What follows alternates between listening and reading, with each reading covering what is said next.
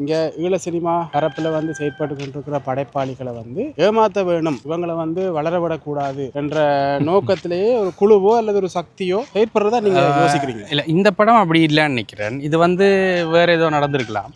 ஆனால் அப்படி ஒரு சில சந்தேகம் இருக்கேன்டா, ஒரே ஆள் ஒரு ப்ரொடக்ஷன் 2 ப்ரொடக்ஷன் நிற்கிது இடையில பிரச்சனை இல்லை. ஒரு ப்ரொடியூசர் பறந்துபட்டு ஜாழ்ப்பாணம் வவுனியா எல்லா இடத்துலையும் ஒரே டீம் இன்வெஸ்ட் பண்ணுது, ஒரு 7-8 படம் நிற்கிது இடையில. அப்போ அதில் ஒரு ஏதோ ஒரு அஜெண்டா இருக்கிற மாதிரி ஒரு சந்தேகம் வரத்தானே செய்யும். அதாவது ஒரு குறிப்பிட்ட நபர் அப்படியா? குறிப்பிட்ட குழு 2-3 பேர் சரி, அவங்க வந்து ஒரு உள்நோக்கத்தை வச்சு கொண்டு செயற்படுறாங்க. இழுபறி ஒரு வயசு வரைக்கும் எங்களை இழுபட வைக்கணும் என்ற ஒரு உள்நோக்கம் இருக்கிற மாதிரி இருக்கு.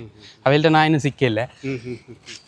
எனக்கு இழுபட்டது எல்லாமே வேறு வேறு காரணங்கள்லான்ற எனக்கு தெரியும்.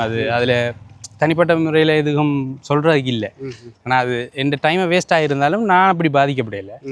ஆனால் வேறு ஆட்களை பார்க்கக்குள்ளே இது ஓகே இழுபடணுன்ற மாதிரியே செஞ்ச மாதிரி இருக்குது. முக்காவாசி படம் தான் உங்களால் முடிக்கலும் என்ற ஒரு கட்டத்தில் முக்காவாசியை உண்மையாகவே முடித்தாலுக்கு அந்த காவாசியை முடிக்க வைக்கிறதுக்கு ஏதோ ஒன்று முயற்சி ஒன்று போடலாம்.